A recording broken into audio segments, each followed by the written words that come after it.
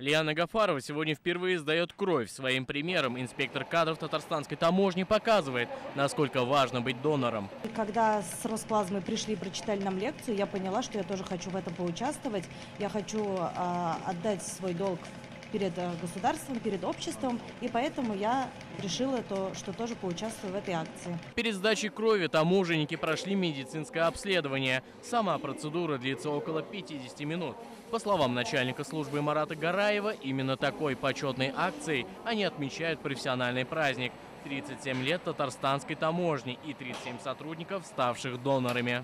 У нас на днях праздник, 37 лет со дня создания татарстанской таможни. Мы решили приурочить этот праздник к сдаче плазмы личным составом. Мы уверены, что у нас желающих намного больше, и мы будем дружить с Фаридным центром, с Красным Крестом обязательно будем дружить, и уверен, что у нас эта традиция будет надолго. Среди сотрудников таможни есть и почетные доноры. Они не первый год сдают кровь и плазму. Айдар Салахов донор уже более 13 лет. Я сейчас стою в банке доноров костного мозга, также, в принципе, то есть сдал анализы, и если действительно сработает эта вот система отбора, то есть подходящих доноров, в принципе, я нахожусь в том списке, который может пойти вот кому-то спасти жизнь. За все время существования плазмоцентра собрано 17 тонн материала. Из полученной плазмы делают отечественные препараты альбумин и иммуноглобулин. Цикл заготовки препарата составляет более года. Это стратегически важные препараты. Это, несмотря на то, что человеческие белки, они являются препаратами, поскольку их нельзя синтезировать.